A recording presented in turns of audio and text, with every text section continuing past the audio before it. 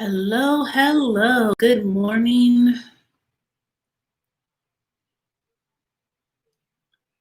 I'm a little bit early, but for anyone that may be joining, good morning. Good morning Pacific time anyway. So today I'm just going to have us listen to one song, and as per the rules with YouTube, I have to just state this disclaimer here, and I have to also realize I need to put it in the little description box as well. But I am stating it here and now, verbally and live in the moment. Any music that you hear today, and today we'll be listening to one song, I Grieve by Peter Gabriel. I am not affiliated with the artist, do not own any copyrights or any original material that you hear here from this particular artist.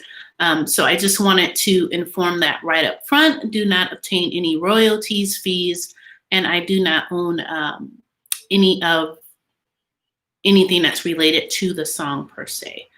I actually was thinking about what music to focus on and listen to for our live stream, and I haven't seen this movie in a while, but oddly enough, songs started popping up for me from the City of Angels film. And if any of you have seen that, or it's probably been a while because it's been a while for me, that movie came out late 90s with Meg Ryan and Nicolas Cage. And it's a film, if you haven't seen it, I'd recommend you watch it. It is, I don't want to give too much away, but it is a film that I would definitely recommend you check out. And if you don't like it, that's okay. But this particular song is on the soundtrack. And I actually had, In the Arms of an Angel, Sarah McLachlan kind of roaming around in my head. And I actually wanted to play it live for you, but I believe there's been so much going on with the rules and engagement with YouTube. I'm not sure that is okay anymore. I'm hearing some things about live streaming music is becoming a no-no and is becoming restricted. So I refrain from doing that. This particular song, I Grieve, I was thinking, oh, maybe I should try to play some of that live, but it's a very rich, impactful song that even I had a hard time kind of trying to get through it myself. So we will listen to that to kick off our time together. And then we will dive into unresolved grief. So I'm going to go ahead and get the song started now. It is a little bit lengthy. It's a little over 7 minutes long, but it is definitely worth a listen to. Peter Gabriel is just phenomenal and an awesome songwriter and musician. So I will go ahead and get that started for us.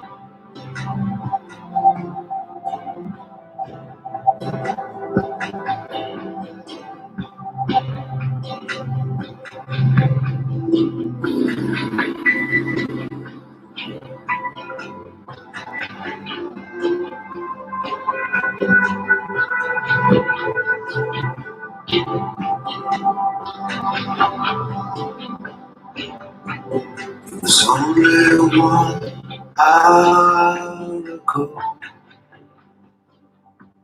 It was all so different then.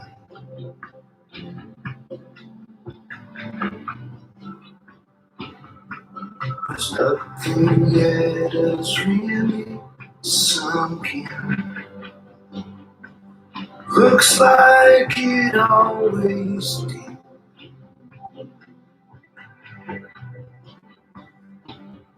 This flesh and bone is just the way that you were tied in.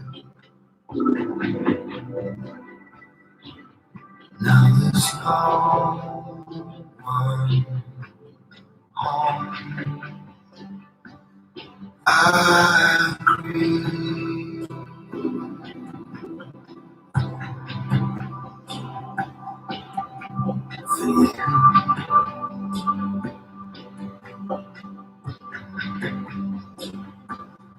You leave.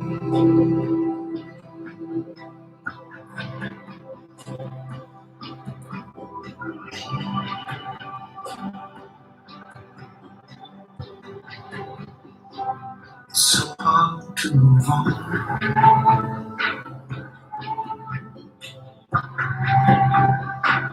Still loving what's gone.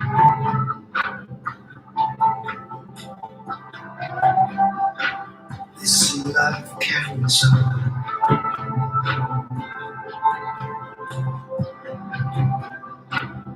Carries on and on and on and on.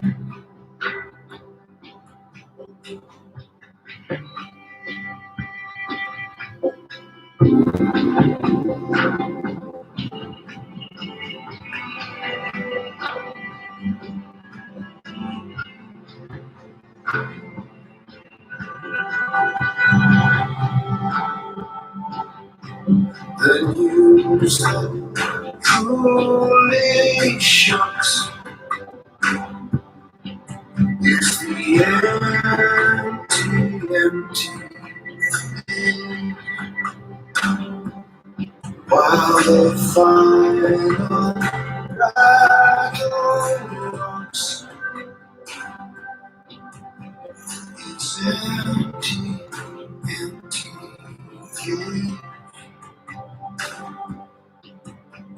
And I can't handle this.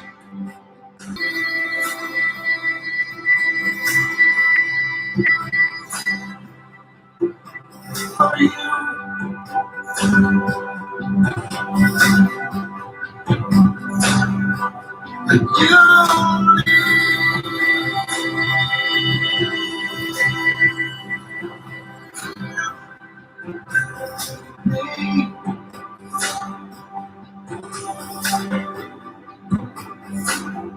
let it out and move on.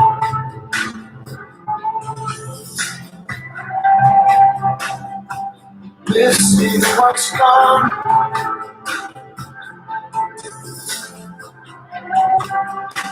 This life carries on.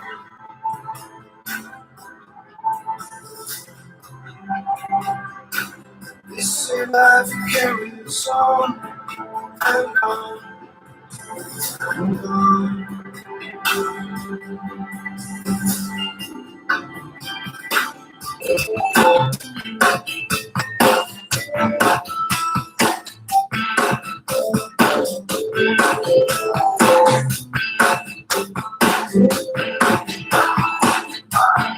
Life carries on in the program.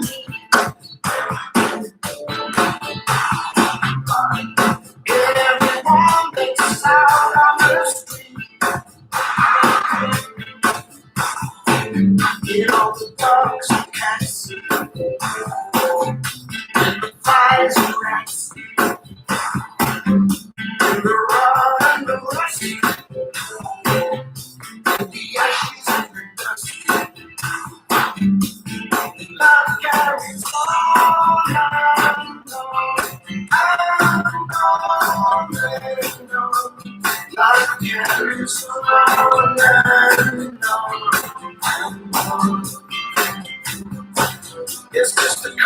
you hiding? How you residing? The face that we hide, the way we are tied. Love can resolve it.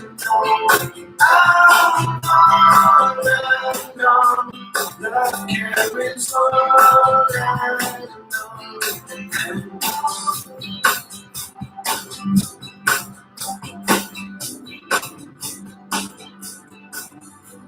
Did I dream this belly, or did I believe this dream? Now I can find really how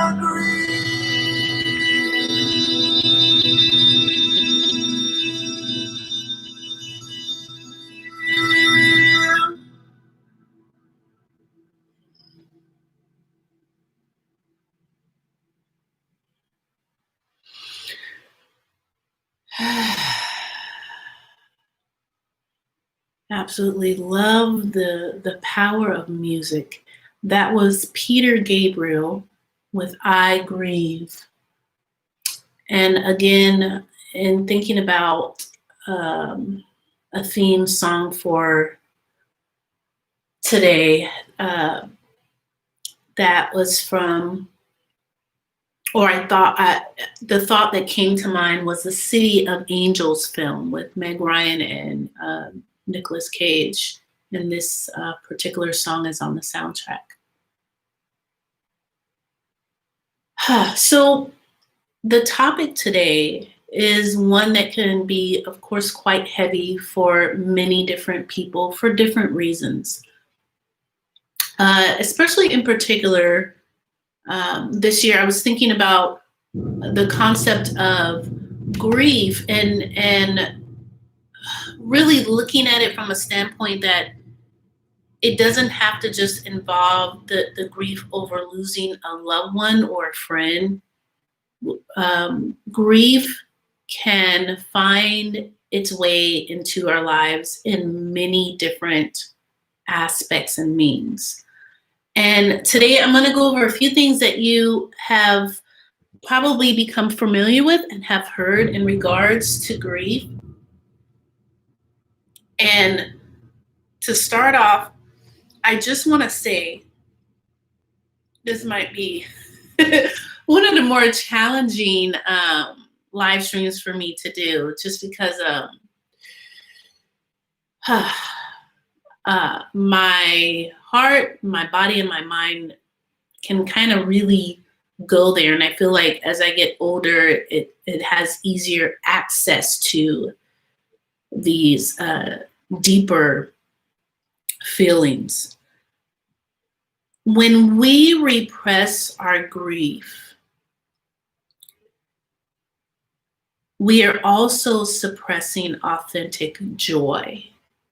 When we repress our grief, we are also suppressing authentic joy. And there is a point where we want to reach a catharsis in dealing with some of these very deep feelings and emotions that can and do come up when we are dealing with grief, that helps healing to enter in. And for individuals who have, of course, our situation is dealing with unresolved grief, it can sit there and not be given the opportunity to be exposed.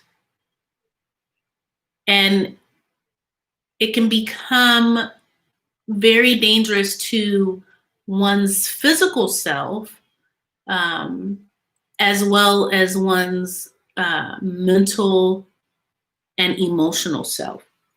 So I want to start off and share, if you don't mind,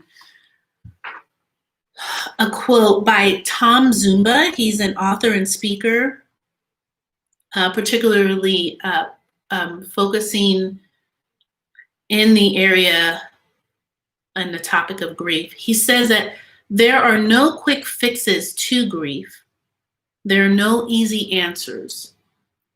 Every expression of grief that wants to be felt and honored and given its space must be allowed in order to heal. It must be allowed in order to heal.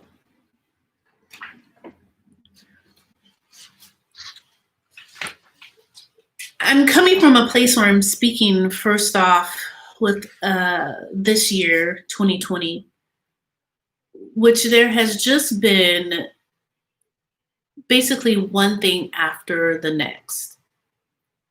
And there's been so many things happening to so many different people on so many different levels. And it's not like bad things has been happening to everyone. Some people have been having a great year. Some people have been doing really well. But I believe right now, collectively, there has been so much prior to this year that I believe was suppressed and repressed on many different levels, not just nationally and in our community, but also in ourselves, that I think everything happening this year has been bringing a lot of stuff up to the surface. And grief is a tricky one because there's no cookie cutter way to go about making grief, the process of healing and processing grief fit for everyone. We've had some wonderful psychologists and psychiatrists be able to help us put things in a context and terms to help us understand what's going on when we are grieving. But it really winds down, and it's so true, that it's really something that is very personalized. So I say that because unresolved grief, we can also quote unquote term it as complex grief. You can use those two interchangeably, unresolved grief and complex grief.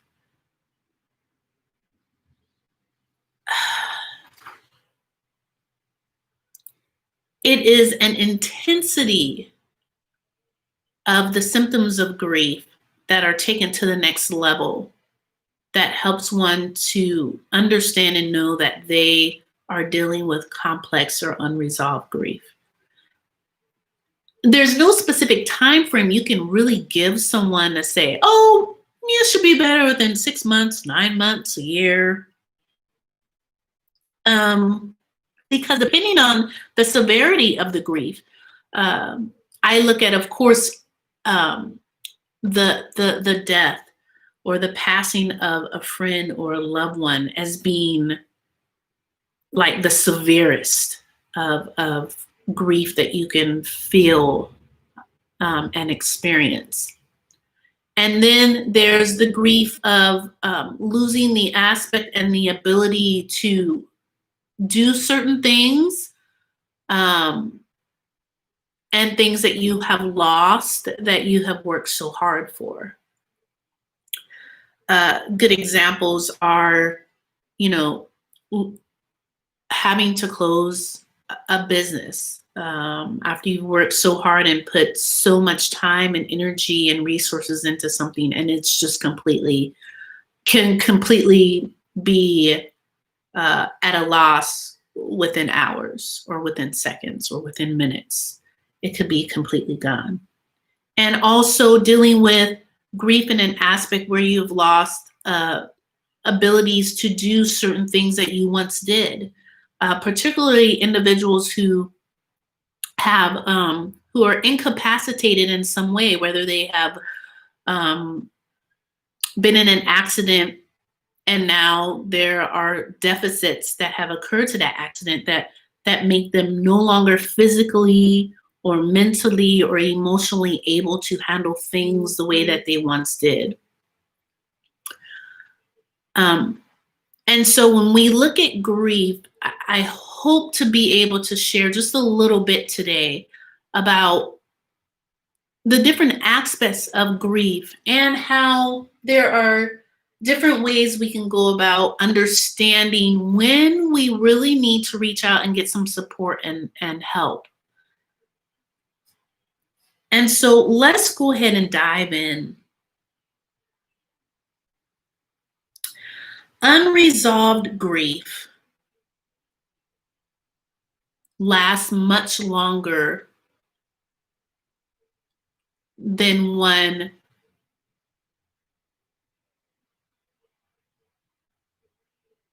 believes or feels it should. And in a sense, because there's no specific timeline for grief and someone grieving, when you start to see that symptoms and things occurring are going into, this has been going on for years, that would be a clear sign that it is time to reach out for support. The symptoms of the individual's grief, of course, can be much more severe and intense. The symptoms start to, instead of lessen with time, with most grief, it does. Excuse me, the sneeze. I can feel it coming on. And the symptoms of grief can start to intensify, and we will go into what the symptoms are.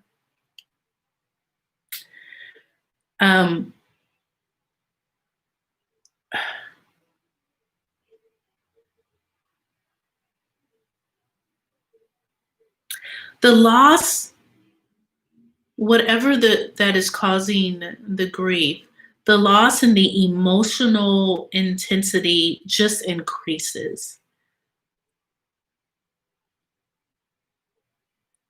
And with that, it can also have an effect on one's everyday responsibilities and their life. So I want to share with you some of the symptoms. If you or someone you know is dealing with intense sadness, and it's just not improving, and this is going into being a lengthy situation for them, it would be time to reach out for more support. If even being able to have some fond memories of a person or of an event, it turns into something painful every time, that would be a situation where there is complex and unresolved grief apparent. Our digestive tracts are huge signs and symbols of what's going on with us. Usually there will be signs that our bodies will be giving us that we are not dealing with something very well, because we can get upset stomachs. We are not going to the bathroom on a regular basis, or eating foods can be difficult. Our digestive tract can really pick up on stress. And if an individual is having digestive issues, that could be also another sign that there's some complex grief going on, that their body is exhibiting those symptoms. Avoiding any reminders or of the loss can be a sign of complex grief, unresolved grief. There's two things that can happen in the sense, and we're talking about kind of going to the extremes. A person is completely avoiding the situation and what has occurred, or a person is too focused on it. So we have to try to find a way where we can collectively bring it back to a balance, to the happy medium. If you see those opposite extremes with someone, that could be a clear sign that there is some unresolved grief. Even isolating or avoiding people related to, or in context, or places or things related to what the loss occurred. There is some trauma there with that situation. So that is where we would call that being a symptom of complex grief.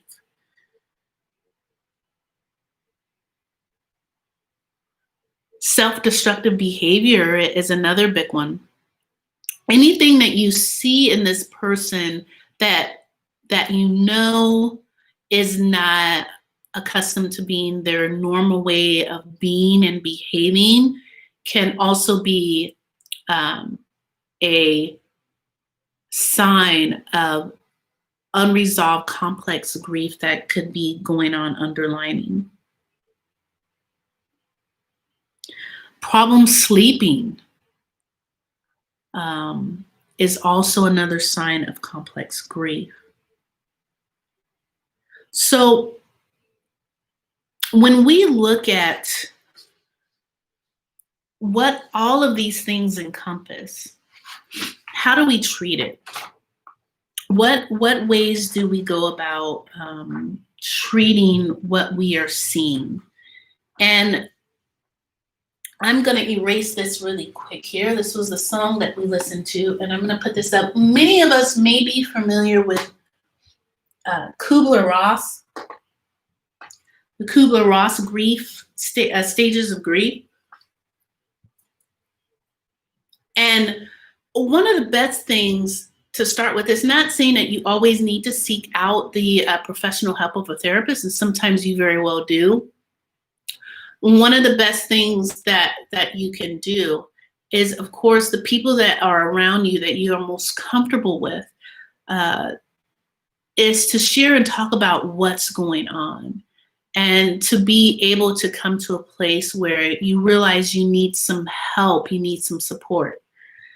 And if you are the person that is seeing all of these things that we mentioned, all of these symptoms, there are ways that you can also talk with them about, in what ways are they having a difficult time, and if there's anything you can do to offer support. Now, I always remind people, you don't have to always feel like you have a solution to what's going on, but especially if it's starting to impair their ability to take care of their daily responsibilities. That is definitely a sure sign to reach out for some support. So many of us familiar with the KublerRoss grief cycle. I'll put this up here so that you know.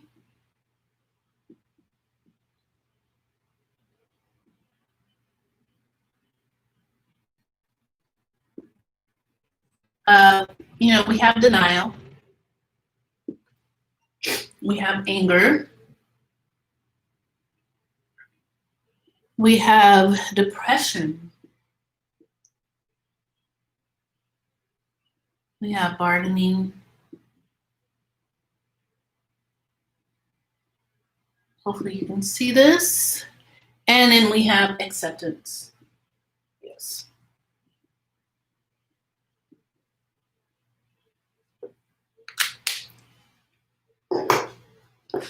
I'll do quick snapshots of each one, and then I'll go into another concept that I really like. I kind of actually like this one a little bit better than the KublerRoss grief cycle, but this is great. This has been a standard for decades. now that many of us have become familiar with, even outside of the psychology world. Denial, avoidance, confusion, elation, shock, and fear. These are also some symptoms that to be aware of. Anger, frustration, irritation, anxiety comes up in unresolved grief. Depression, just feeling overwhelmed, helpless. There's hostility, there's fighting. The bargaining, they're struggling to find meaning, reaching out to others, and telling one's story. And acceptance, exploring options, and working on putting a new plan in place to help move forward or move on. Another concept I want to introduce you to in dealing and understanding, we've talked about the symptoms. What are the symptoms of unresolved complex grief and how it can be treated is another great standard that was developed in the early 90s is the task of grief, and it's called the teardrop. And this is by Warden, and he is from Europe, and his book is called Grief Counseling and Grief Therapy. And I like his concept of the teardrop. Here, for each letter of tear, you have T stands for to accept the reality of the loss. E is experience the pain of the loss. A is adjust to the new environment without the loss person. And R is reinvest in the new reality. And again, I in looking at grief and the severity of grief, I hope you will understand that I know that grief encompasses a lot more than just perhaps maybe a loss of a person. And so you can insert here whatever loss may have occurred in your life that you're dealing with. Sometimes I'm interacting with clients and it's not specifically a loss of a person that they're having a hard time adjusting to. It could be a loss of some of the other things I mentioned as well, the ability to do certain things that they once did, or their physical and mental capacity to be able to do something. If I'm working with someone with a physical and mental disability, and prior to an incident or a disease onset, they realize they have been incapacitated in some way, and they're dealing with the loss of what they once were able to do prior to a circumstance or situation. So this concept I really like, and I, in a sense, feel like there's a little bit more clarity here with the task of grief, because I feel like we start at this state and we work our way into moving forward through each letter in the word tear. There's a movement forward. There's a nice progression, I feel, in this particular model or way of looking at grief. So I want to say and offer to you, please reach out if you need any assistance or support or help. I don't have like extensive great knowledge in helping clients deal with grief. I have a little bit. I want to say probably more so in the experience I've had, that interaction has been particularly helping clients process grief over being incapacitated and not being able to do the things that they once did. And that's more so physical disabilities. That's more so mental disabilities, and just finding a way to be moving forward with whatever challenges they may be coming up with. For those of you who I would call called to being on a perspective of severe grief, where you're dealing with the loss of an individual. Many of us have the outlet of those around us, and that is, of course, the first resort to use. When you feel like there's a little bit more above and beyond what you're able to really process or get through, reaching out for support is very helpful in that aspect. It is, again, something that I would hope you would feel comfortable with.